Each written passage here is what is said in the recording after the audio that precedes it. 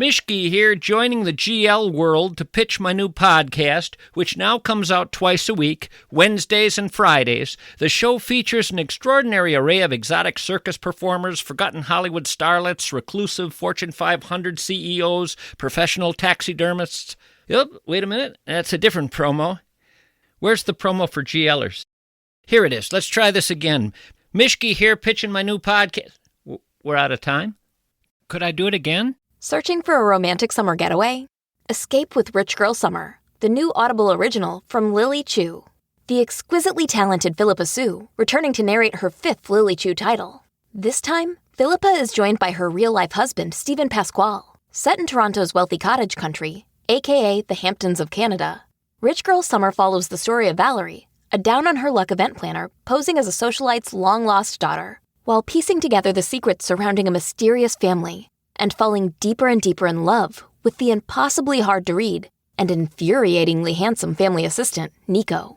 Caught between pretending to belong and unexpectedly finding where she truly fits in, Valerie learns her summer is about to get far more complicated than she ever planned. She's in over her head and head over heels. Listen to Rich Girl Summer now on Audible. Go to audible.com/richgirlsummer. Josh Arnold, investment consultant, brings you Garage Logic Podcast number 1594, August 8, 2025. 96 degrees was the record high on this day on 3 occasions. And here's how it works, kids. 1894, 96. 1914, 96. And as recently as 2010, 96. See how it goes there? It just flops around and goes up and down. Swings up. And it was chilly as 47 degrees on the morning of August 8th, 1888. Call Josh Arnold at 952-925-5608 for a free 48-minute consultation. Hail the flashlight king. And now, from the mayor's office above the boathouse on the east shore of Spoon Lake, it's Garage Logic with Chris Reavers manning Technology Corner, Kenny Olson from the Krabby Coffee Shop, John Haidt in the newsroom, and of course, the rookie. Here is your flashlight king, fireworks commissioner, and the keeper of common sense, your mayor, Joe Soucheray. Jordy sent me a great quote from Ronald Reagan. A communist is someone who reads Marx, and an anti-communist is someone who understands Marx. I happen to agree with that. Did you see the other email Jordy sent? And I don't know if it was in reaction to our discussion with Dan Pilla yesterday, that there are conversations being had about reintroducing the $500 bill. Did you read that piece? I did not.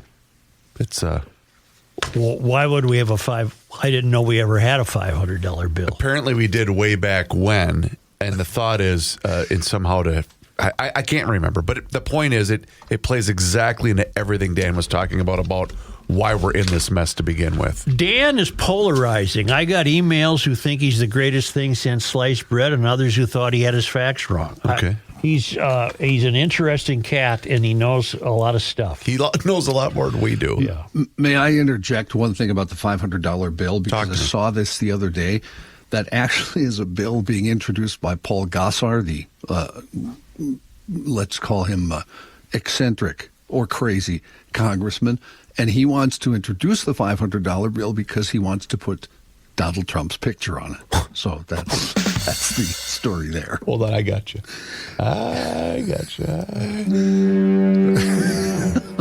Let's talk about Trump for a minute. So just so we're clear, you're on record saying that's not a good idea. No, I don't need a $500 bill. Got it.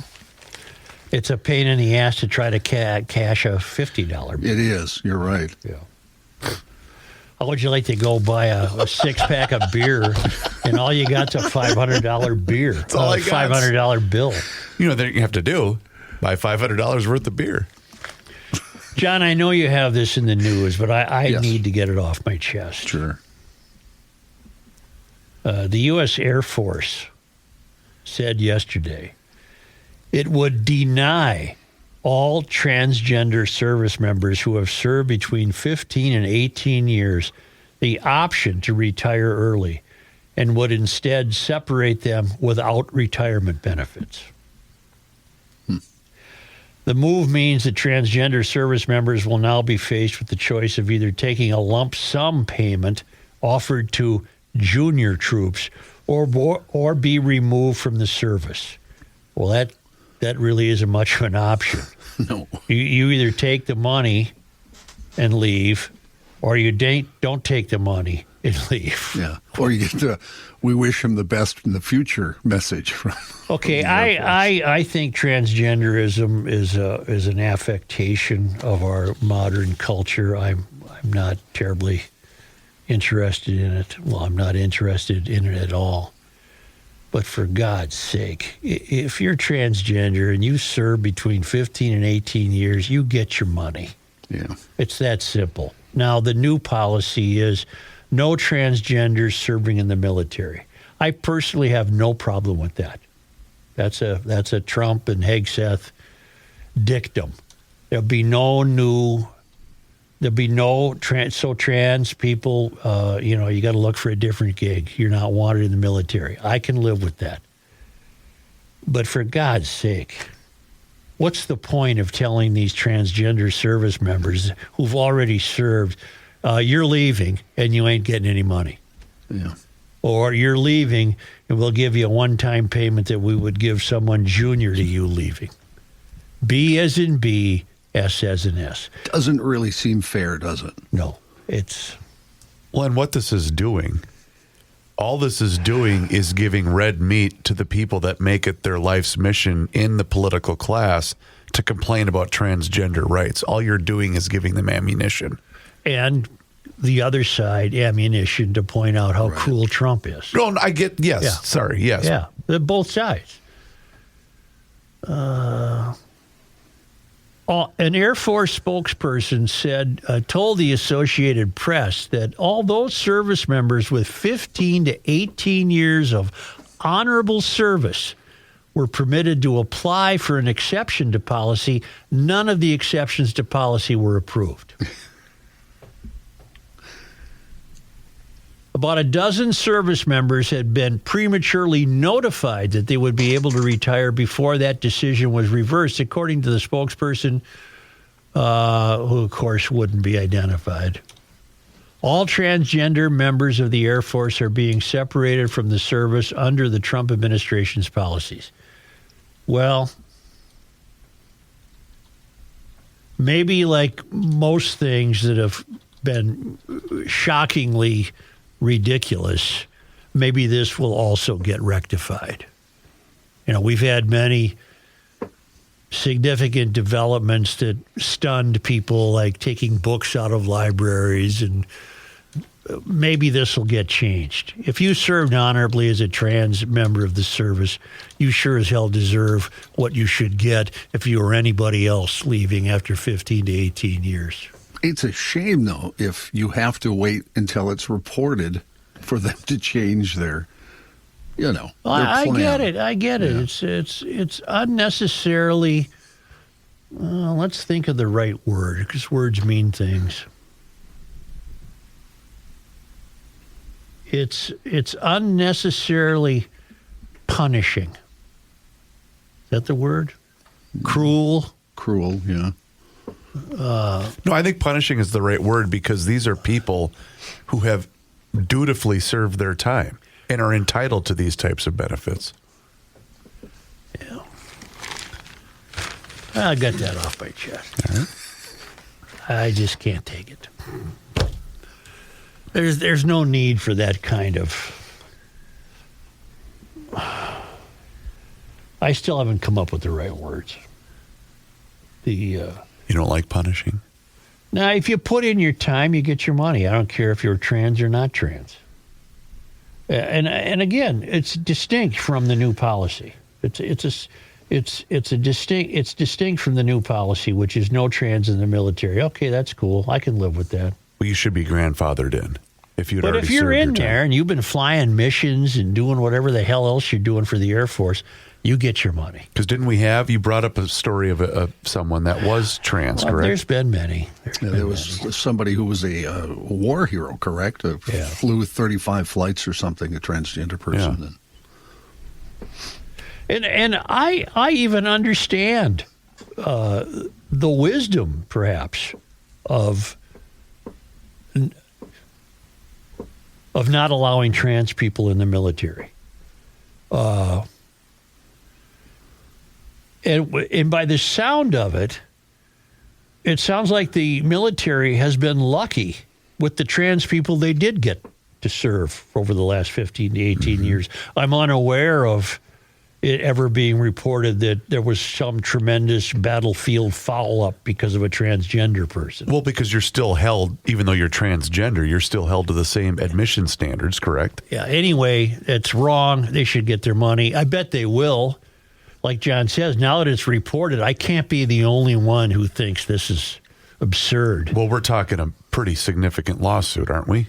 I don't even know. I don't even know if it would fall under the realm of a lawsuit. Yeah, I mean, don't know how they could. Could you they? serve at the will of the Air Force, and I suppose you adhere to their rules, and I just think it's BS. So it's different than a regular style of employment, Johnny? Is that what you're saying? I think so, wouldn't it be? I don't know. Assume. Like Joe said, you serve at the, I'm coming to the conclusion that our 30-year-old married couple who cannot buy a house, I'm coming to the conclusion that it's complicated and that there are too many reasons that is developed in this country to assign to it some deep conspiratorial dynamic behind it. I think democratic socialists are predisposed to frowning on home ownership, property ownership. That's not the way they live. We keep electing people who are merely renters, and we keep electing people who want to build more and more of these boxy apartments. But there aren't enough democratic socialists of America to have developed a deep, dark policy by which it's been designed to prohibit people from owning a home. I think it's far more. There are too many aspects of this to just think this is communism or something. I don't think that. Now I have a variety of emails that I've been saving because it's a fascinating topic. Just the statistic alone is fascinating. 50% of 30-year-olds were married and owned a home in 1950. That number is now less than 15%. And that reason is complex. Here's a guy who writes, this is Dan who writes, I'm a single guy with no children. I'm 43 years old. I've been a mechanic for 21 years. I get paid what I consider a fair wage. I cannot afford what I want to buy and stay in the cities. Then he in parentheses says, 2-bedroom house on between 2 and 5 acres. Well, let me stop right there. Dan, there is no city house with between 2 and 5 acres. Right. I think you'd have to go to the suburbs. Between the politics, the fact I cannot afford what I want as a taxpayer, I get to watch people immigrate to this state, drive newer vehicles than I own, live in nicer places than I currently do, and get to take advantage of all the programs from the state that I don't qualify for from politicians I didn't vote for. So I made the decision to leave. I can now be your Oklahoma correspondent. Oh. Okay, that's fine. See, some people he solved his problem. He moved. But that's when Garofalo was in. That's what he said is one of the bigger problems that plagues the state of Minnesota is mass migration. Right. Hail the Flashlight King. Hail you. On Tuesday's show, you and the crew are wondering how the American dream could be recreated vis-a-vis owning homes and having families. The challenge today is that developers have a dickens of time creating new housing. The last I read, the U.S. has created more than 4 million fewer homes than the country needs. The biggest challenge to this shortage is the government. When I left grad school in 1973, I worked with a large, at the time, multinational developer in their New Jersey division. In our little portion of the country, we were building over 1,000 homes a year, not to be confused with another division of our company building more than that number on Long Island. I remember when the Long Island division opened a new subdivision from a trailer on a tract of land where we had constructed 4 model homes. The first week that the sales were released to the public, the entire 545 home developments were sold out. I grew up in a family of a developer. My father returned from World War II and began building homes in Indiana and in Ohio. He spent decades of his life purchasing farmland and building homes. His largest development was over 5,000 homes, which meant he had to build 4 grade schools, 1 middle school, and 2 sewage treatment plants just to meet the needs of the families who purchased the homes. This was done to meet the needs of the baby boomers, and governments everywhere recognized the needs and facilitated those developments. Today, local governments don't allow that to happen. They pass rule after rule to make it impossible to meet the needs of the country. If you don't believe that, look to California, where after the recent fires, fewer than 1,500 homes have been reconstructed. Wow. Here in Minnesota, the Met Council, an unelected body, controls the extension of water and sewer lines, which drives the cost of a developed lot into the unaffordable range. If I'm not mistaken, you cannot get a developed lot for under $250,000. I don't know that. That's an I don't know that. We don't know that. We don't know that. We don't know that. In Maple Grove, it's over $225,000. For the lot, we don't know that. It isn't until you get to Albertville before you can get a lot for under $100,000, and then just barely. Again, I don't know that. I'm not suggesting Scott. We don't know that. I'm not suggesting Scott is fibbing me. I'm just saying I don't know that. If we want affordable houses, we have to increase the supply of housing. So housing, supply and demand, obviously, is a big part of this mythical 30-year-old couple we have in mind. Mm-hmm. If you want affordable houses, we have to increase the supply of housing. I believe that from Economics 101. If the supply goes up, the price comes down. You want living proof of that? Go to retirement communities in Florida. Every month, people living there pass on. Yet there are new people who are moving down, but the steady supply of available units keeps the prices down. Because, the Haverkamps just keeled over, so that place is open. My parents moved down to the St. Pete area in an over 55 community more than 30 years ago. In the 12 years they owned the home, the price rose only $25,000, and today it's less than $75,000 higher than they spent to move there. Their supply and demand is being met. The American dream after World War II happened because our government units at the national, state, and local levels realized that the men coming back needed homes for families they wished to create. The government made that possible by making land available for development. Unfortunately, the mystery is declared that urban sprawl is bad and everyone needs to live in a high-rise box. Make land available for development. Drill, baby, drill, so folks can afford to commute. Build lanes for them to commute on. The same things that made the 50s, 60s, and 70s work will work again if the government gets out of the way. There's so much of this email I agree with. But I'm not sold yet on the idea that we're the victims of a specific plan to deny homeownership. I'm not sold on that. There's no doubt in my mind that we elect people who aren't making it any easier. For sure. Yeah. Oh, for sure. I don't know if where I live in this general area we drive around a lot, there's a ton of new housing projects going up all the time. So I'm sure, I don't doubt this guy's thing that we're short of houses. But for instance, I was just out in Maple Grove 2-3 days ago. Huge thing off Maple Grove Parkway where they have cleared as far as the eye can see, and they're building a whole new, I'm sure there's going to be 60 houses up there by the time I drive back there. I think the vast majority of the people that are in the position of home buying, they're in a holding pattern because they don't want to commit to a 7 to 8% interest rate. That's what's holding everything up right now. It's not the lack of housing. Again, multifaceted things go into this. But that ties dilemma. into the government is what I was trying to get to because of the infighting between the Federal Reserve and the president. Hail the flashlight king. Hail you! I thought I would tell you I bought my place near Wadena for less than $180,000. I have a 3-bedroom, 2-bath house, a 20 by 40 shop, 2-car garage, barn 80 by 200, hay shed, large enough corn crib converted to another shed, and a small 1-car garage on 17 acres. Okay, that's Jason. Jason, that's fine, but many of us are not in a position to live in Wadena.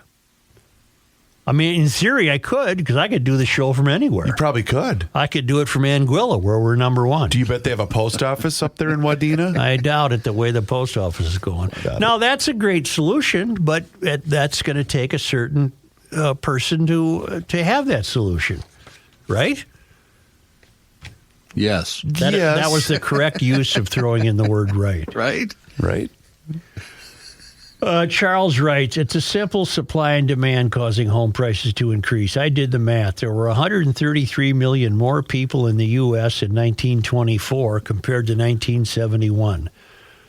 The pace of new home construction cannot keep up with population growth. Not enough land. Yes, there is enough land. The idea that we've used up the land in this country is preposterous. From sea to shining sea. About 6% of the United States land surface is developed. Is that right? Yeah. Now, granted, you're not going to live in Yosemite and Yellowstone, but take a flight from here to L.A. and tell me we don't have any land. All right. Not enough land, too few home builders, the list goes on. Much of the recent population growth came from unchecked immigration during the Biden years. Those newcomers to this country need a place to live. Regards, Charles. Wow, it's even less than that, Joe. It's 5.74%. Holy cow. Of this country's landmass is developed. I did not know that was that low. Well, it is. And 5.2% of the U.S. land is covered by bodies of water. So there you go. How much? So 5.24% of the U.S. land is covered by bodies of water like ponds or pools and rivers. Pond would be good for you. And lakes. And then 5.74% is considered developed. That's crazy. All right. It's almost like identical. Well, when you're out there driving around this weekend looking for a home, be careful. And if you do get in a fender bender or, God forbid, something worse, you're going to need a law team on your side. That would be Bradshaw and Bryant, personal injury attorneys. If you're like me and other people, you may not know what to do if you're ever injured in an accident, so you need a team, and that's Bradshaw and Bryant.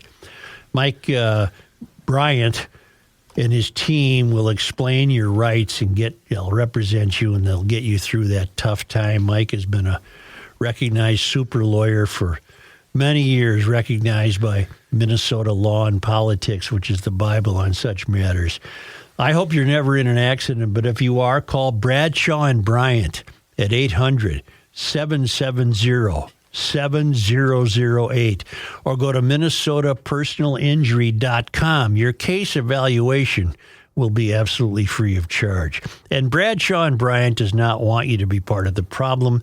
Don't text and drive or drive distracted. That's just common sense from Bradshaw and Bryant. This is Ricey. You've been hearing my friend Josh Arnold, Mr. Money Talk, for years on the radio and the Garage Logic podcast. With summer coming on, I strongly recommend you sit down with Josh for your no-cost, no-obligation, 48-minute consultation on your investments, including your IRA and 401k. You can benefit from Josh's years of experience navigating different market and economic conditions, and he'll always give you straight talk, not sugar-coated advice. Give Josh a call now at 952-925-5608 and book your no-cost, no-obligation 48-minute consultation. 952-925-5608. You'll be glad that you did meet with Josh, and tell him that Ricey sent you. Yeah. It's the end of the world as we know it, and he feels fine. Joe Souchere. What a great time we had last night with our friends from We Are Nuts. And I had a great talk with Mr. Nuts himself. How about this? We got dinner on the Mimi with the Hubbard family boat. I also got to walk out of there with a jumbo thing of cashews last night. I didn't get any peanuts. Yeah, I didn't either. There was a whole box of them. Didn't see What? it. Didn't see it. John, where you were having dinner, they were sitting right next to you. Really? Yes. And I missed them? Well, apparently you two were the I only tell you, ones. that boat's got a chef who can cook. Yeah, I'll say that. Steven? His name's Steven. You know what the biggest hit, though, was last night? Steven took me back to show me the stove. The stove's original to the boat. Wow. The boat was made in 1977, but it was refurbished in the 90s. But the stove didn't get touched. Really? I guess it's so good you couldn't improve on it. That's right. Yeah.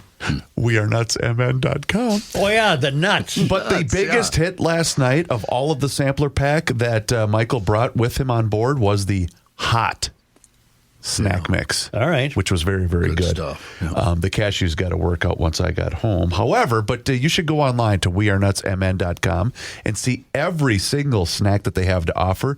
Got a great email from Jordy saying, Reeves, you were right about the bourbon-aged almonds from We Are Nuts. They're so good, Joe. You should try those this weekend. But go into your Fratelloni's hardware and garden stores and see those brand new end caps that they have. Also, Max Hardware in outstate Minnesota have those as well. But you can also see them at Lunds and Byerly's and Kowalski's. But place your order online today and say hi to the crew and let them know that you heard about them on the Garage Logic podcast. They're at the Andover County Market also. I bought some there. Fantastic. So there you go. Are you doing anything today for Masters Maples? I don't believe so. Not Well, today. I'm going to throw in a plug. All right. Why not? Well, on that salmon last night, Oof.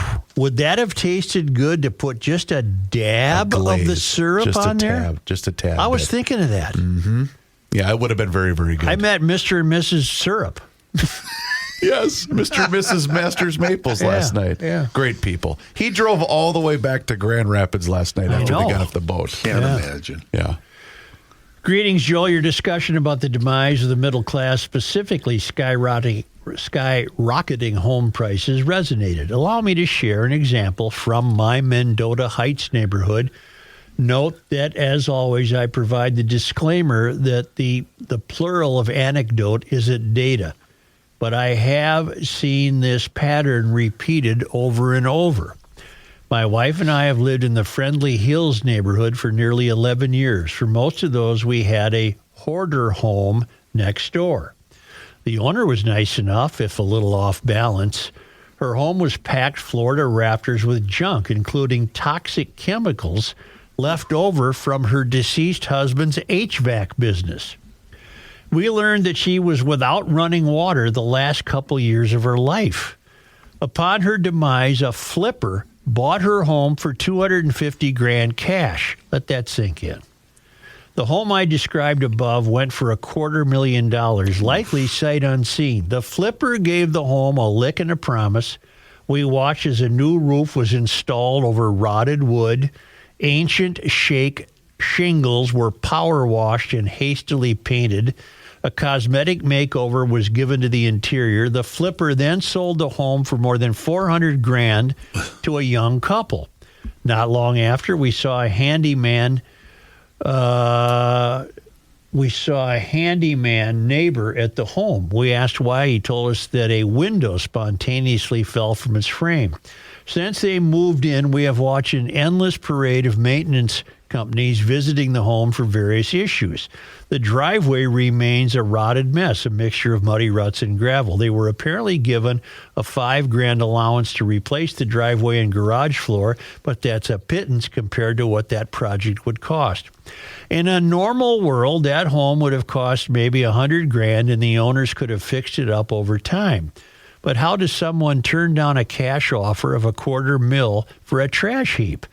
You're aware from my 30 years of correspondence that I'm a big proponent of capitalism as anyone. But I've watched as homes have transitioned from places to live to investments. Homeowners take the payoff, flippers earn six-figure profits, and families who simply want a safe place to raise their kids are squeezed out of the process. I wish I knew the answer. What I do know is that while I revile democratic socialists who promise free everything, I get it. The American dream has become a pyramid scheme, and Republicans seem as complicit as anyone in its demise. Good luck, Tom. As I said, our mythical 30-year-old couple, they're facing a myriad of complications here. This would be one of them. Supply and demand and inflation, high interest rates. And the other thing in light of what Dan Pilla gave us yesterday, there's so many other factors too, whether it's insurance costs that are skyrocketing, whether it's just cost of goods, cost of living. No one can afford property taxes. Yes. Hey. Let's talk about those, Joe. Well, in St. Paul, they do nothing except grow the government. Period. And businesses are leaving. Yeah. Thus footing that bill to you. I will not throw numbers out there, but after we talked about this during the show the other day, I went to my history of my house. For 6 years, Anoka County, my taxes went down, property taxes. They have gone up now the past 13. See that? Well, they have. Now, listen, I'm not done. They have gone up the last 13, but very, very slight, shall I say? Do you know, again, I know this woman peripherally. Her name is Carolyn Will. She's running for the 4th Ward Council seat in St. Paul. I don't trust St. Paul to do the right thing. The machine is backing Chris Coleman's daughter, for example, who has no experience in anything. But it's a family business, apparently. Sure. But do you realize the cost of the Summit Avenue bike trail, should it be built, will fall to the taxpayers? There is no other source of income to build that. And the only logical choice for the voters is this Carolyn Will woman, based on reading about all 4 candidates. Experience with business, raising a family, homeowner. She would be totally unlike the rest of the city council members in that she would bring to the table a voice of reason that is not there. It's just not there. And St. Paul voters, I don't know why I hope you can see that. Maybe you can. Can I now turn to one of my favorite new emailers? Oh, I was just going to introduce something that Mike Fredoloni brought up yesterday that I don't know if you guys were aware of, because I certainly was not. And John, I don't know if you had this in your news, but you saw the Metro Transit news. No. I mean, you say that to me, there's so much transit news. That's true. What are you referring to? Well, they announced 3 days ago that they are, in fact, going to end service of the North Star train line in January. Yeah, I knew that was coming. Oh, we did already know that? Yeah. Oh, okay. Yeah. Yep. I'm sorry. I apologize if you're offended. But it just goes to show you, everyone said this was a horrible idea. They went through with it anyway. Light rail's a horrible idea. And we're still plowing through down to Eden Prairie. It's just a horrible idea. Krista from Western Maryland, I love reading her emails because she really puts a lot of thought into them. Well, many of our emailers do. Hail the Flashlight King. Hail you. On any given day, the viewing opportunities for me to watch your show vary greatly. I often listen for a few minutes, have to stop, then pick it up again later. This was the case on Tuesday, August 5. As always, I tried to tune in to the YouTube stream and was able to hear a few minutes of your discussion about the destruction of the middle class. I was forced to turn it off, but thought about it at length. Additionally, I thought about what had transpired in my lifetime. She's 54. In my state, in my county, in my small town, and in my home. Granted, it may not align specifically with others' experiences or with the experiences of the 5 of you, but I'd like to offer some thoughts. What stood out to me was the moment Kenny asked who and why, when did this start? When I tuned in via the council later in the evening, my mind was racing. Between viewings, I started to collate my own memories focused on the economic and social changes that I've personally experienced. I also spoke to my husband as well as my 80-year-old mom about our community. For purposes of providing context, I'll mention that in the early 70s, my parents purchased their home in a wonderful neighborhood within walking distance to St. Michael's Church and School, as well as several corner stores and a community playground. The house, which had 2 small bedrooms, 1 bath, and a large backyard, was purchased for $9,000. Wow. At the time, women were still staying home with their kids, serving as the sole homemaker. My dad had gotten a job with benefits at the local cable company and played in a band on weekends for extra money. How about that, John? The house, when sold by my parents in 1983, garnered 5 times what my parents paid for it only 11 years prior. I believe that this was a representation of much of the area that I grew up in. Many of my friends' moms were homemakers with their dads working full-time. For the most part, the good jobs were those that offered benefits and vacation time. The friends of mine who I believe were rich, those who were able to go on vacations, wear tennis shoes that weren't purchased from a bin at the grocery store, and were allowed to more than one new pair of corduroys before the beginning of the school year, and could afford to go to the Catholic high school after Catholic grade school, were really just upper middle class. Typically, their dads worked at the local university or the Kelly Springfield Tire Company, which was one town away. I remember just a few years later, when I was about 14, the absolute devastation when I arrived at school only to find other students crying, talk about leaving the area as the Kelly Springfield Tire Company was leaving town. I'm familiar with that tire company. There was no warning and no consolation. The workers could move to other sites in other states or look for work elsewhere. Thinking about it now, I understand that we didn't see the big picture. We didn't realize that this was just the beginning of what would continue for decades. The county government appeared to be working against the people. Since the early 90s, we have lost everything that kept our little corner of the world going. I look around, there are no grocery store chains, no Sears and Roebuck, no J.C. Penney, no downtown movie theaters, no hometown hardware stores, that's a crime, and no large employers. Our local university has slowly whittled down its employees as attendance numbers have dwindled.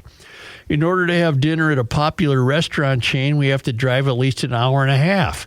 We have no Texas Roadhouse, no Olive Garden, no Chili's, no Pizza Hut, no Hardee's.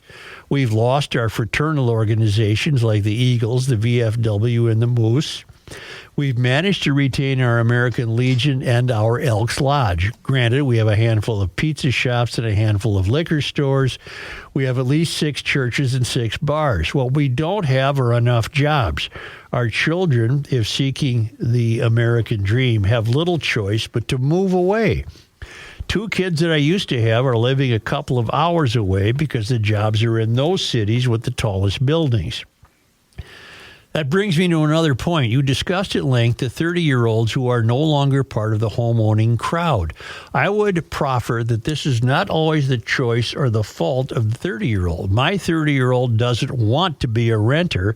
My 28-year-old doesn't want to be a renter, but neither is left with any real choice. They have worked since they were 16. One went to college, one did not. They paid for their vehicles, their car insurance, as well as their expenses. They are, if measured by our old standards, successful, productive members of society. One works for the federal government, the other is married to an active duty service member. They are quality people, but neither can gain enough ground to purchase a home. The American dream appears to consist of having enough money in between paychecks to keep the lights turned on. I agree with John wholeheartedly that younger generations don't necessarily make the same sacrifices that we would have in order to purchase our homes. When my husband and I bought our home, we both worked full-time as well as 2 other jobs just to make ends meet. People under 30 now seem to need extravagant weddings, extended bachelorette trips, weeks-long honeymoons, crazy gender reveal parties, and lavish baby showers, whereas I got married on a Thursday at the courthouse. The bottom line in all this is that we are clinging to the idea that we can do something about this, when in reality it appears as though that time has come and gone. To Johnny, you almost considered arguing with the guys about the rewriting of history. I was right there with you and found the words spewing out of my mouth. Yes, both Republicans and Democrats have attempted to rewrite history. The difference is that small portions of certain areas, certain states made changes, removed statutes, etc. What John is trying to say is there is a whole new ballgame when the President of the United States is demanding that history is rewritten everywhere. To Rookie, I just want you to know that many days I end up singing the songs you have put in my damn head. On Tuesday, you planted both Run, Joey, Run, as well as I Will Raise You Up on the last day. 1 minute, I'm dodging bullets aimed at Joey, and the next, I'm in the church choir. To Kenny, it's 3 pages. I'm sorry. Thanks for enduring this long rant. And thanks for fighting the good fight, prompting the conversation, and listening to people's ideas. Love you guys, Krista, in a small town in western Maryland. I'm glad that Krista agreed with me. The way you guys dismissed me, I was kind of angry. I don't even know what she's referring to. Help me remember. I don't either. Remember what that was. There was the parks thing where they're taking down the signs that they think don't have anything to do with American history. Oh, yeah. And then you guys said, both sides are rewriting history. Well, and I said, well, there's about 8, ways in the last week that the administration has. But okay, Kenny. I was trying to end that before you said that. Okay, Kenny. Say extra is ordinary in Sioux Falls. Look at the numbers. In addition to having a business-friendly tax environment with no personal or corporate state income taxes, Sioux Falls is growing. It has a large, well-educated workforce. The cost of living is not what it is here. It's lower.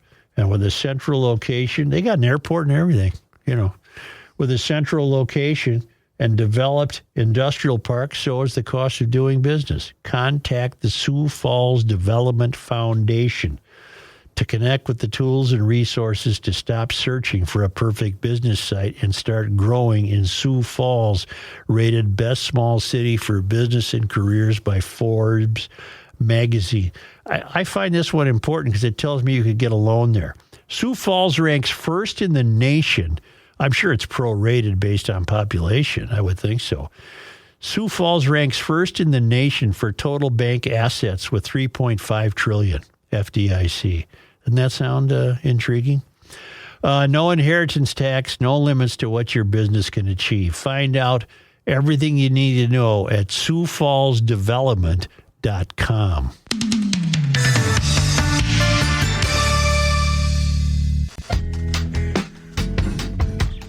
The earth is not your mother. The Joe Souchere Show. Speaking of water. Yes. See what I did there? Hofferman Water and Connecticut, they are here to help solve all of your water needs.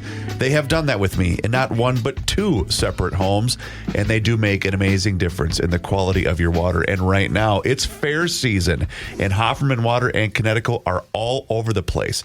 They've already been to the Rice County Fair, the Scott County Fair, the Sibley County Fair, and this weekend, that's right, head on over to Farmington and see them at the Dakota County Fair. They'll also be at the Carver County Fair next weekend. But it's a really good time for you to stop in, say hi to the crew, and they're raffling off a free water softener for people that connect with them at the county fairs.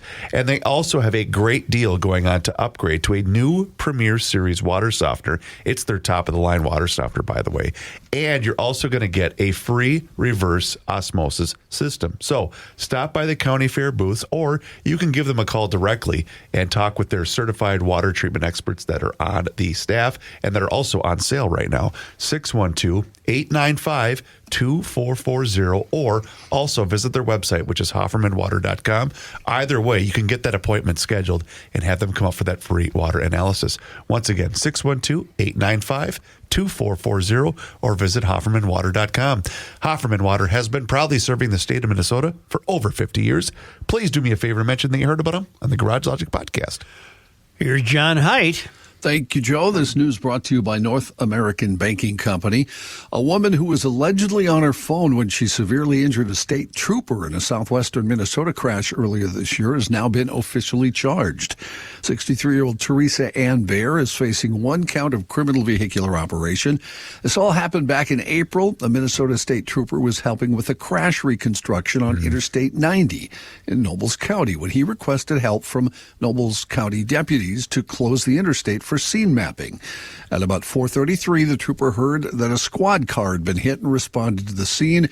The trooper saw a Nobles County squad car with heavy rear-end damage and a Chevy Equinox with heavy front-end damage. The injured deputy, Logan Waldner, was being helped by ambulance staff and was airlifted to Sioux Falls Hospital for life-threatening injuries. Court records show that Waldner was sitting in his parked car on the side of the road at the time of the crash. The driver of the Equinox was identified as Baer, and she told officials she saw the squad car and said she kept braking but didn't get moved over in time. Baer told authorities that she saw the squad car, which she thought was conducting a traffic stop. She said she tried to change lanes, but she hit the squad car. She also said she wasn't using alcohol, drugs, or her phone at the time of the crash. A witness told officials, though, he was driving westbound on I-90 and said there were 4 cars in front of him. The first 3 took an exit ramp, but the 4th ran right into the squad car.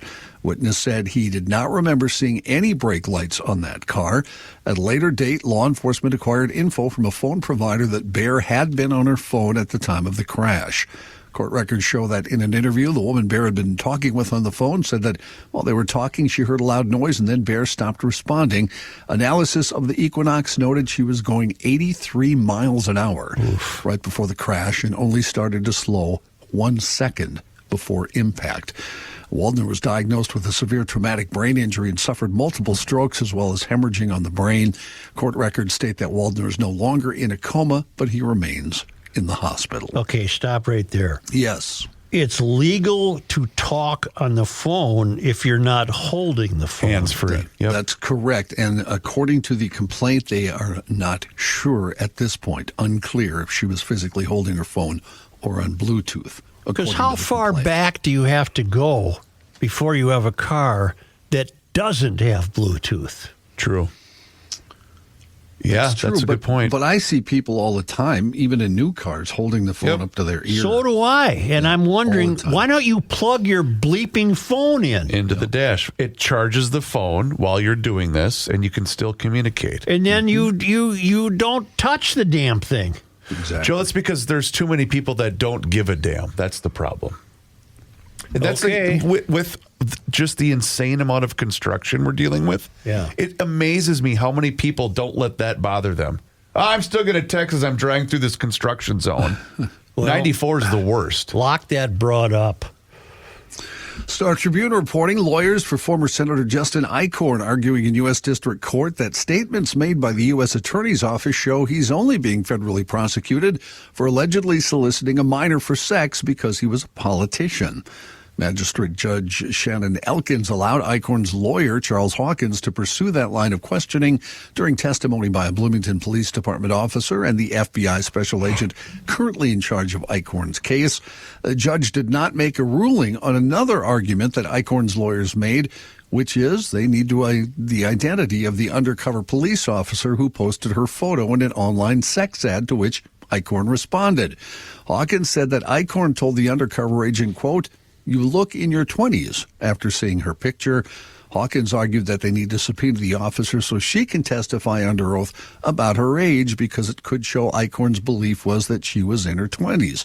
However, the only thing that mattered, according to U.S. Attorney Daniel Barbier, is how Eichhorn in the messages claimed that she might be 20, and she said 3 different times she was 17. Okay, not that I'm going to ever have to worry about this. Yeah? But what is 17 illegal? Yes. 18 is not. Correct. All right, thank you. Don't worry about me. I'm invisible. Asking for a friend? Or? I'm invisible. Got it. No, but I mean, if this woman told this idiot that she's 17, he should have said, "See you later." 3 times. Yeah. According to the... Right. Thank you. In 2019, Governor Walz set a goal for all Minnesotans to have access to broadband with download speeds of 100 megabits per second by 2026. which would allow 2 to 4 internet users per household. There's 4 months to go now, and experts say the goal isn't likely to be met.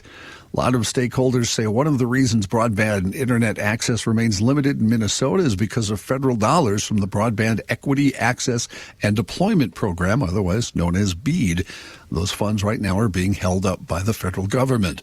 The program, which was created by the 2021 infrastructure bill, allocated more than $652 million to Minnesota out of $42 billion nationally. 4 years later, no money has been given to any state from that program. The program was delayed for the first few years because of inadequate mapping in several states and lengthy, challenging processes to determine undeserving areas. John, I'm throwing you a curveball. Yes, Have sir. you read anything about why Howard Stern will not have his contract renewed? Well, I read another story that said that's a rumor that probably or maybe isn't true. That's something. And the only reason that was given originally was that he would ask for too much money. Well, it wouldn't break my heart if he left the airways. I don't listen to him anyway. Yeah, I haven't heard Howard in a long time. Well, is this just strictly financial? I mean, they're paying him $1 bajillion. I guess he said he didn't want anybody who voted for Trump to listen to him. So, Sirius is saying, well, you just told half the country not to listen to No, you. the quote was he said he hates Trump voters. That's what he said. Well, okay. Yeah. Close enough. Well, hey, words mean something. Yeah. I don't care one way or the other. I never was. I think he grew to be one hell of an interviewer, but getting there involved too much crap I didn't want to listen to. His music interviews actually turned really good the last few years. Yeah. Before they were just kind of real superficial, but when he's had music stars on, they've been very interesting. I don't think he's going to hurt for his next meal. No, probably not. According to his spokesman, though, that's all. There's no truth to the story. But Howard is a spokesman. We'll see what happens, of course. See, I think if anybody ever calls me, I want to say, you have to talk to my spokesman. Who's that? It won't happen, but I'll just come out. You have to call Reavers, see what he says. For a small stipend, any of us will be your spokesman, Joe. Yeah. A Richfield man sentenced to 5 years in prison yesterday for fatally shooting a woman in December. 30-year-old Luke Joshua Kane pleaded guilty to 1 count of second-degree murder in May. Minneapolis police were called to a report of a woman being shot in a vehicle on December 6th. She was found near the 4500 block of Hiawatha Avenue with a gunshot wound to the back of her head, and she died at a hospital. Officers later spoke with Kane, who said he had called 911 after he reportedly saw several people who appeared to be stealing items from his van that was parked on the street. Kane told police he had confronted them and they got into a gray pickup and left the area. He did not mention having or firing a gun, according to court documents. Officers later spoke to Kane, who admitted he had a gun during the confrontation, reportedly told officers the group did not threaten or present any weapons toward him. He said he fired 2 shots at the truck as it drove away, and he had taken the gun up to his cabin in Aitkin. According to a criminal complaint, he decided it was, quote, best to get it out of there. Surveillance video obtained by police showed Kane rushing out of his home and yelling at the group before taking out his handgun. National and international news. Bloomberg reporting Washington and Moscow are aiming to reach a deal to halt the war in Ukraine that would lock in Russia's occupation of territory it seized during its military invasion. All of this according to people familiar with the matter. U.S. and Russian officials are working toward an agreement on territories for a planned summit meeting between Presidents Donald Trump and Vladimir Putin as early as next week. The U.S. is working to get buy-in from Ukraine, which at this point doesn't appear likely. Putin is demanding that Ukraine cede its entire eastern Donbas area to Russia, as well as Crimea, which his forces illegally annexed in 2014. That would require Ukrainian President Vladimir Zelensky to order a withdrawal of troops from parts of the Luhansk and Donetsk regions, handing Russia a victory that its army couldn't achieve militarily since the start of its full-scale invasion in February of 2022. Such an outcome would represent a major win for Putin. Zelensky, though, risks being presented with a take-it-or-leave-it deal to accept the loss of Ukrainian territory, while Europe fears it would be left to monitor a ceasefire as Putin rebuilds his forces. John, do you have anything in your news about Epstein? I don't today. Okay, that rests my case. The plan is working. It's just going to go away? Just continue to tease the American public with this BS, and it'll all go away. Here's today's. Epstein victims growing threat to Trump. Oversight Dems call for hearing. Could Clintons be jailed for refusing to testify? It's all BS. Nothing will come of this. It'll all go away. Here you go, John. And all by design. Back to John. Israel intends to take military control over the entire Gaza Strip, according to Israeli Prime Minister Benjamin Netanyahu, who made that statement yesterday. Netanyahu said Israel aims to eliminate Hamas and secure the area, but has no plans to permanently govern there. The country would instead seek to transfer authority to Arab forces. Netanyahu did not share any further details of that plan. You talked about this a bit earlier, Joe. I'll just re-mention it here. The U.S. Air Force said Thursday it would deny all transgender service members who have served between 15 and 18 years the option to retire early and would instead separate them without retirement benefits. The move means the transgender service members now will be faced with the choice of either taking a lump sum separation payment offered to junior troops or be removed from the service. An Air Force spokesperson told the Associated Press that, quote, although service members with 15 to 18 years of honorable service were permitted to apply for an exception to policy, none of the exceptions of policy were approved. It's an outrage. Pay them their money. They earned it. In the southern Chinese city of Foshan, officials are engaged in an all-out battle against chikungunya. Oh, no. What is that? A painful mosquito-borne viral disease that could spread across the country. Good. Chikungunya. You've maybe seen the pictures or the videos. Soldiers are wearing masks and fogging parks and streets with insecticide to try to get rid of the mosquito breeding sites. Why are you wearing a mask if it's a mosquito? Well, you're trying to keep it flies in your mouth? The stuff you're spraying. This insecticide you're trying to spraying keep. the insecticide. Researchers have also introduced, I did not know these existed, giant elephant mosquitoes whose larvae prey up. Yeah, they prey on the virus-carrying mosquitoes, so they go eat the larvae of the bad mosquitoes, and thousands of mosquito-eating fish have been released into city ponds. Mosquito-eating fish? How big are they? They want to get rid of these skeeters. Get some bats. Bats eat your skeeters. They do. A virus transmitted by the bites of infected mosquitoes, chikungunya, is rarely fatal, but it does cause fever and severe joint pain. Oh, God, I got to know. I'm getting rid of that. Jesus. You weren't kidding. What? They're huge. The mosquitoes? The elephant ones. Are they big as elephants? No, they're big ones. They look like the size of a butterfly. I bet there'll be a miracle vaccine within a week or two. Think so? Probably. Oh, that's okay. We'll outlaw it right away anyway. Yeah. It has infected around 8,000 people in China in 4 weeks, mostly in Foshan, and is the country's largest outbreak of its kind since the virus first emerged in the country in 2008. Well, if there is a miracle vaccine, I ain't getting it. To fight the outbreak, authorities are also drawing on a familiar playbook honed during the COVID pandemic. You know what I'd like to have is a pet elephant mosquito. Just have it with you all the time. That big, Chris? Well, it looked like Could it you was put a leash on it? No, but it looks like it's about the size of a butterfly. Wow. That's nothing. Well, butterflies are for a pretty mosquito. For a mosquito? Yikes. Yeah, okay, but you see if you had one with you, you name it, hey, Ralph, just protect me, I'm going out in the woods. And then Ralph would fly around and intercept all the mosquitoes. But those are his buddies, aren't they? No, he'd eat them. Okay. Yeah. Do the elephant mosquitoes also bite or sting, whatever mosquitoes do, or are they just big? Well, do they have trunks? Based upon your news story, I would assume that they did. Well, otherwise, why would they be a threat? No, they're not the threat. They're a threat to the bad mosquitoes. You misunderstood the story. Oh, I guess I did. I'm sorry. They're releasing the elephant mosquitoes, Chris, to go eat the bad mosquitoes who have the chikungunya virus in them. Do they mourn their departed like elephants? I don't think so. Yeah. Elephants are cool. I love elephants.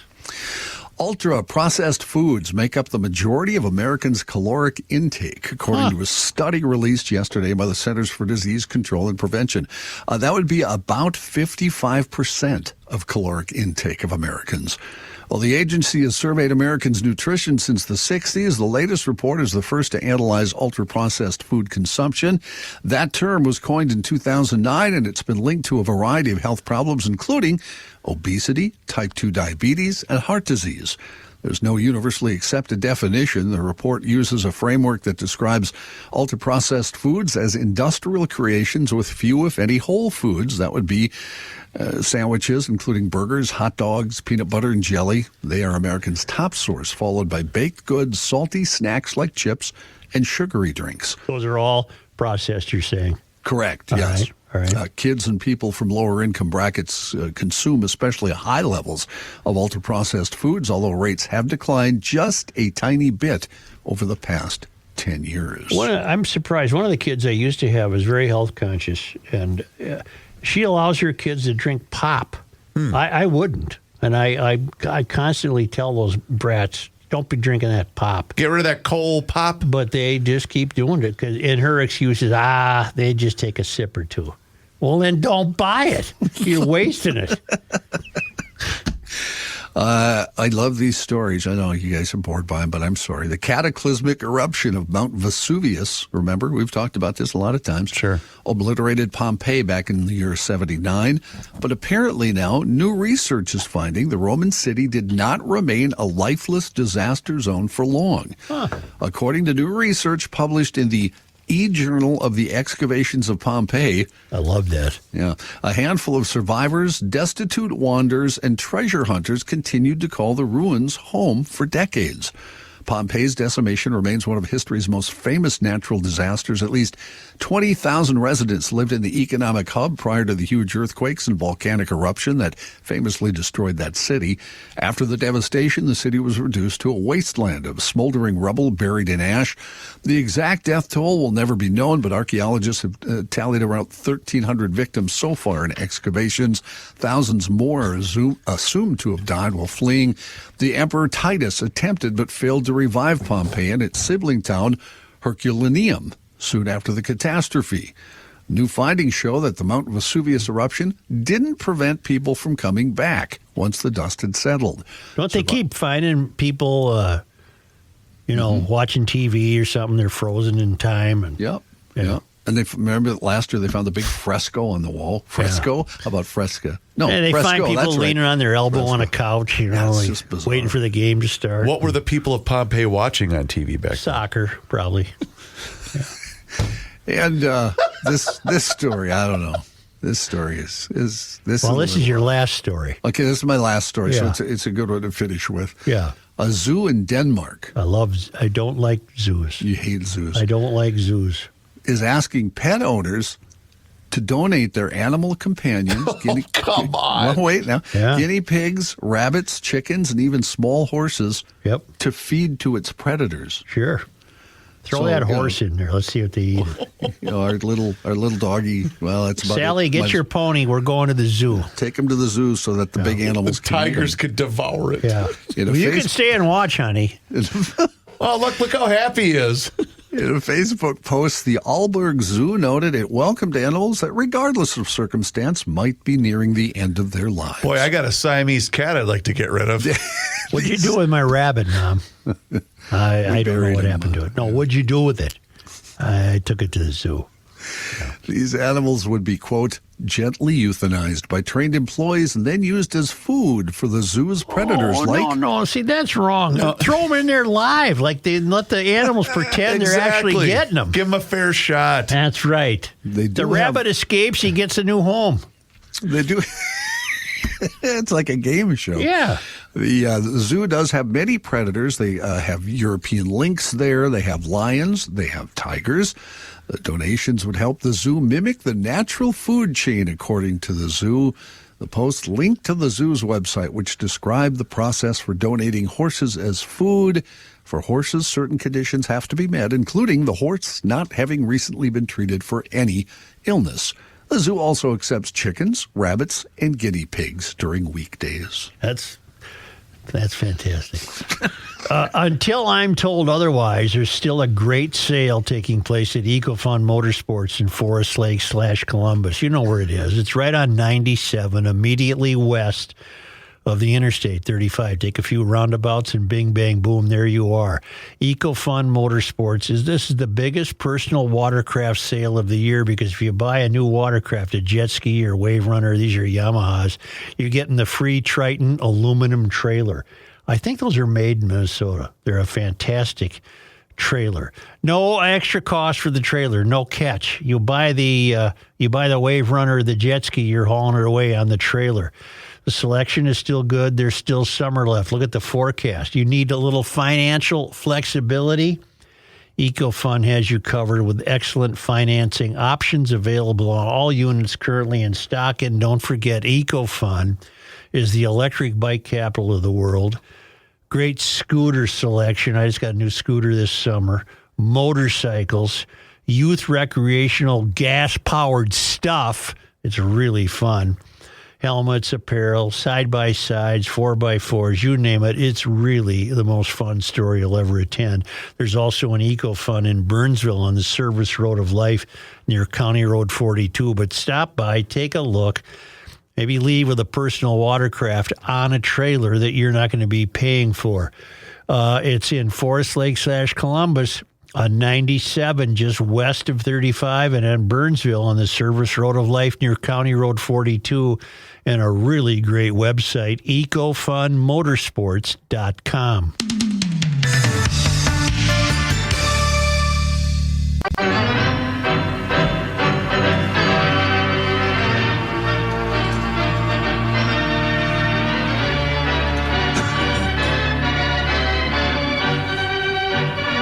Hey, Pat. Yes, Joe. You have a traditional line, it's almost become annual, that we haven't heard yet, when you write off the Twins. Or so does that mean you have not written them off? Oh, God, I've written them off, yes. Okay, what is your traditional line? We'll see you in Fort Myers. There it is. See you in Fort Myers. See you in Fort Myers. Yes, I actually wrote in June that they might as well trade off most of their assets because it's late June. They listened to you. I didn't realize they were going to be this aggressive, but you know what? The chances of them making the playoffs since they made all the trades and before they made all the trades are exactly the same, 0. So you know, that's we got to admit that, and I'm kind of curious. I know the fans are all upset, but what the hell, Pat? You know? I got to tell you, I love this Keishall kid. He can play ball. Well, and was that his first game in about 30 years? True. You know, he was hurt for a while, but he can hit. He can hit, and I figured it out. I'm pretty good at math. He's making $29,000 a week, and Carlos was making $1.35 million a week. So I would say that's better value. You know, the fact, better value, and they play a different position. But Carlos wanted to go to third, and so I would say that's pretty good. I do think the best thing they did was get rid of him, and then now the what happens after this is going to be interesting. I will say the end of the bullpen makes you a little nervous compared to what they had before. I don't think we're going to have a big greeting on the board with music and everything for Justin Topa when he comes in tonight. Now, you say you're curious. Are you referring to the turnout of fans? No, more about the club. I know the fans are, they're all upset about. I'm not sure. You know what? The Louis Varland trade was the one that got everybody going. But that was actually a baseball trade. They got a starter and an outfielder that they liked for Louis, and that wasn't a how can we save money trade. That was at the end of the line, and the Toronto made him an offer that they liked. So, but a lot of them were just getting rid of people, and I don't know. My theory is if you watched. I might have mentioned this on Monday, but if you watched Duran come into the game Sunday night with 42,000 people in Philadelphia going insane, you got to think he thought he died and gone to heaven. Yeah. It was because they had the same greeting. They added a few things, and I don't know. They are going to end up this year with the worst attendance they've had in Target Field. Pat, speaking of your Toronto Blue Jays, did you see the record that they sent in Major League Baseball in their 3-game series with the Colorado Rockies? Yeah, the Rockies did bring in a pitcher for the last 8 runs, but they did score. They did score 45 runs in 3 games with 63 hits. So, holy mackerel! I think the Rockies have got some pitching problems too. 63 hits. Yeah, go ahead. It's not all rarefied air there. you got to be throwing some balloons up there to give up 60. And they probably drew well. Well, I'm sure they did. Yeah. Yeah, that's what we need is more stupid fans. That's what we need. The Blue Jays had 63 hits, and as Pat mentioned, they held them to 45 runs, the most by a single team in a 3-game series in the modern era since 1901. Wow. And you know what baseball considers the modern era? 1901, which wasn't that modern. If that was modern, what the hell was 1890 like? Yes, right. That's true. But 1901, the modern era. Well, okay, that's when you. I'd move that up to about 1950, I think. Yeah, right. Maybe 60. That's when expansion started in 61. When we lower the mound? What year do we lower the mound? That was 68 or 9 when after the teams were averaging about a half a run a game. They lowered the mound. That's when Bob Gibson had his 1.28 ERA, or what was it? 1.28, John? Something I think it was 1.12, and he still lost 11 games. Wow. 1.12, and that's when Tim McCarver said he's the luckiest pitcher ever. When he pitches, the other team doesn't score any runs. McCarver was the great quipster of all time. One of the best evenings of my life. Where I was overserved with, we went to, Ron Schuler and I drove from Baltimore to Philadelphia for a playoff game with the 76ers in Portland in the finals, in the finals. And then afterwards, we went to the bar, and we had McCarver and Carlton in there, and Carlton was actually telling stories, and McCarver was telling stories. And then, being the warrior that I am, I drove back to Baltimore. My God. Jeez. Oh, my God. And there was this orb rising over Baltimore when we arrived back. And I think it was the sun, but I'm not quite sure. Either that or it was a very bright light. I'm not sure what it was. If I may be a baseball geek for a moment, we talked about Gibson in 68. 1.12 ERA with 13 shutouts. Well, you got to have 13 shutouts to have a 1.12 ERA. My uncle taught McCarver in high school. That's right. Oh, wow. Really? Yeah. Good Catholic boy in Memphis, right? Yeah. Memphis. Yeah. Yeah. Christian Brothers in Memphis, I think. And then he moved. They moved him around. He taught Rocky Blyer in Stevens Point, Wisconsin. Huh. Wow. Yeah. Wow. And then he had enough of that, and he left the Brotherhood. Did he leave it up? Ultimately, he did, yeah. Did he marry a nun? No, an airline stewardess. Okay, well, that's even better. So, I think we should say a flight attendant. Flight attendant. Back then, the flight attendants were, when you were 26, you were done, you know. They fired you. We were a little more. Oh, she's a great gal, still in the family, still part of the family, even though he's gone. We used to be a little more blatant in our sexism. Yeah, things have changed, Pat. We used to be a little more blatant. I'm not sure the word is blatant, you know. Then they're kind of coming back, though, to that with the current administration. So, how do you think? Has the Trumper commented on us having a female umpire this weekend? Oh, God. Upset about that? Nothing yet. I haven't. That's a good question. I haven't seen anything.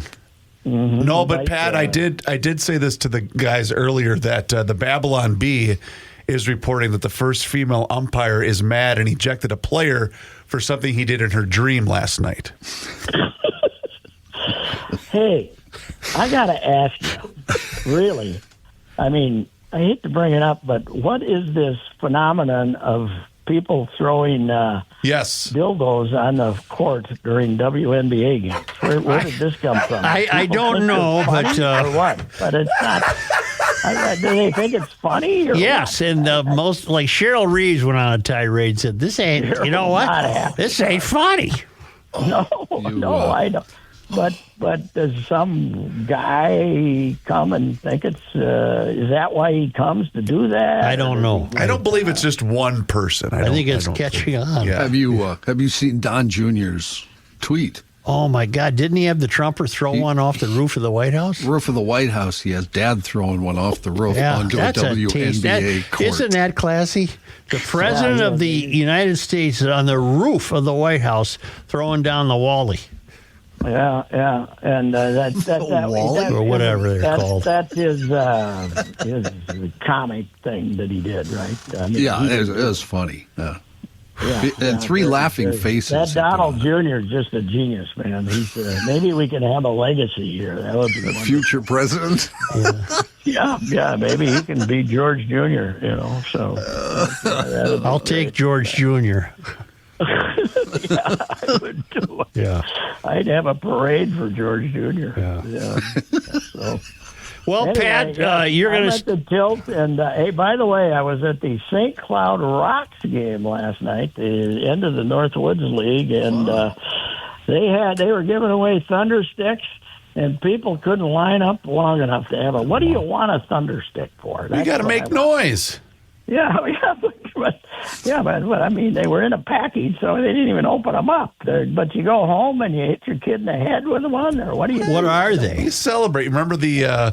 They don't hurt you when you get hit with them. You bang them together. Oh. Yeah, and you bang them together and they make noise, but they didn't do that last night. Maybe they should give those away at the WNBA game. Mm-hmm. Yeah, that'd be better. That'd be good. That'd probably be better. Because I am a geek, can I share one more Bob Gibson thing from 1968? Oh God, yes. Yeah. My all-time favorite, by the way. I was a Cardinals fan back then because of the KMOX when I was a kid. Oh, sure, that makes sense. Fan for years. Yeah. He pitched in 34 games that year and started all 34. Mm-hmm. Now, if you take 34 times 9, granted there might be an 8-inning game or two in there, an extra inning game. If you took 34 times 9, you'd get the number 306, so a possible 306 innings, sort of. He pitched 304 and 2/3 innings that year. Mother of God!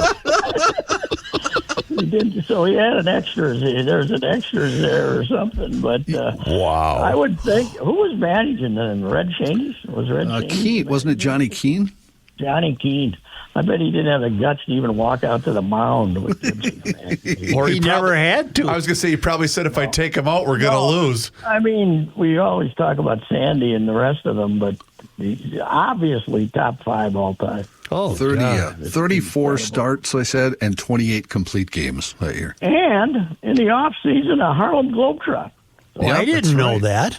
Oh, yeah, great basketball. Creighton, right? Wasn't he a Creighton guy? I don't know. Also a musician. He played in a band. Him and I think it was McCarver and somebody else had a little combo they'd play. And it was nothing special, but at least they could play instruments. Yeah, it was Harry was still around in '68, right? He hadn't had his little difficulty with the wife of one of the more prominent members of the organization then. So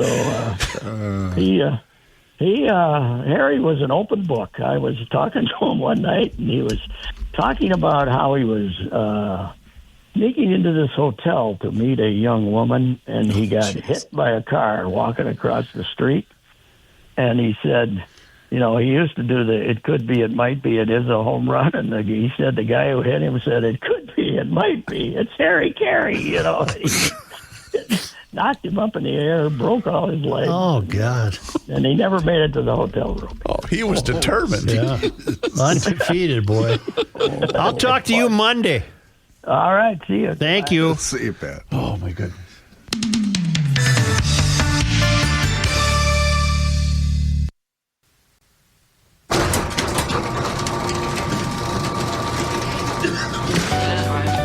Finally. Thank God.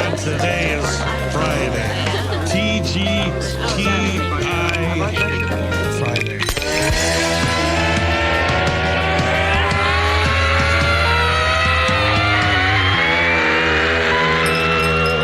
It's the scramble. You know it is. It's also time for me to talk to you about my friends at North American Banking Company. 6 wonderful Twin Cities locations to serve you, whether it's Roseville, 50th in France, Hastings, Woodbury, Shoreview, and Maple Grove. In fact, when I was heading out to Stillwater yesterday, I drove right by the Roseville location. That's how god-awful traffic is at Highway 36 right now. It just said, no, when you're leaving the station, go up this way, go that way. Anyway, hi, how are you? They offer all of the services, Joe, as the other big national banks. It doesn't matter whether you're looking to buy a home, maybe finance a new home renovation project, or get that new car that you've been dreaming about. My friends at North American Banking Company are going to be able to help you out. They also offer great loan decisions right now for you families or for you business owners, and that'll help you solve problems quickly and also expand your business with confidence. And they offer all of the same online and mobile banking options as the other big national banks, but the key difference is you're going to get the unparalleled service of a community bank. So check them out online today. It's nabankco.com to learn more. It's banking done differently. North American Banking Company, member FDIC, is an equal housing lender. Joe? Only because they come to us all the way from Marloth Park in Mpumalanga Province, South Africa, from the Traveling Lymans. We didn't do squat on this day. On August 8th? The dog days must have set in. What's today? August 8th. Well, on this day, August 8th. in 1849, the Grand Master of the Masonic Lodge in Ohio, named Charles K. Smith, a founder of the Minnesota Historical Society, the master for the first Masonic Lodge in Minnesota. An organizational meeting was held on September 8 in the Central House on Bench Street in St. Paul. I could not tell you where Bench Street was. Probably gone now. Do you want me to look it up? No. Okay. On this day, August 8th. in 1857, organized baseball teams squared off for the first time in Minnesota sports history when members of the baseball club met on a field in Nininger. That's it. We don't know who played who. We don't know what the score was. Where's Nininger? Nininger, so I think it's probably up by St. Cloud. Nininger. Minnesota. It's got to be up that way, doesn't it? Nininger. It's still. It's still. No, it's over by Hastings. Yeah, it's down that way. Yeah. And on this day in sports disappointment history? Yeah, right by the river, Nininger Township. Well, where is it in relation to Hastings? It's straight east. Well, that'd be Wisconsin. Sorry, west. Okay. The other way. Real good there. Are they in the river? There is a little island they're in there. the drink there, you know. On this day in Minnesota sports disappointment history. Aug 8. Yeah, there isn't any. We were never disappointed on this day. 1 year ago today, thank you to loyal listener Tim. That's August 8th. Guess what happened? Was 1 it year a ago sports today. disappointment? Not really. Don't play this guess what would happen because I have no idea what happened. Tim Well, Joe, Walz do you want to know was why? announced as running mate with Kamala Harris. That Chinese little fruitcake. That was a year ago. And he was at Vikings camp yesterday. That's the kiss of death. That means they're going to... Don't get anybody injured, Walls. Don't do us any favors. I will say this about Tim. He had a very seasoned Vikings cap on. You know what that was? It was well soiled. It was that, and they had because it was... I know he was there because they were honoring Jim Marshall, and he had the Marshall pin on the hat. It actually looked pretty cool. He was interviewed, too. I think a Channel 5 reporter got to him and was really grilling him pretty good about the failure of the housing stabilization program, and he just BS'd his way through it. Yeah. He was actually asked that at Vikings camp? Yeah. Really? Yeah. I'm stunned. He was asked some good questions, and he had no answers. Sure, because he doesn't have any. No. He had a really very detailed answer that didn't say much, I noticed, on it was that just question. ridiculous. Was he shocked? Yeah. Okay. Thank you so much. Oh, by the way, that's it. Thank you so much. No, go ahead. What do you got to say? Well, I'm not going to read it to you, but there's a very good piece in today's Star Tribune editorial pages by a guy named Julius Hernandez, who's a DFL political strategist. And he is very wisely pointing out the differences between Democrats and the Democratic Socialists. And he's a big fan of getting rid of these socialists because they're going to ruin the DFL. Really? Yeah. Okay. Yeah. Please do us a favor and subscribe to the Garage Logic YouTube channel. That's right. Garage Logic has a YouTube channel, and you can watch the show each and every single day, starting right around noon. And you can also see full segments, video shorts, behind-the-scenes footage, but it's all there for you. Just search Garage Logic on YouTube, and also follow us on all of our social media channels, which includes Facebook, Instagram, and Twitter, and sign up for the Daily Logician. That email comes right to your inbox each and every single day, and it includes the most recent episode of the podcast. Hey, have a nice weekend. Kind of big plans. They're none of your business. Class is now in session, and the UPS Store is here to help you ace arriving on campus. Our certified packing experts can pack everything you need, from desktops to decor. Plus, when you pack and ship with us, you get our exclusive pack and ship guarantee. Your items arrive safe or your money back. Restrictions and limitations apply. To get a 20% off packing coupon and for full details, visit theupsstore.com/packing.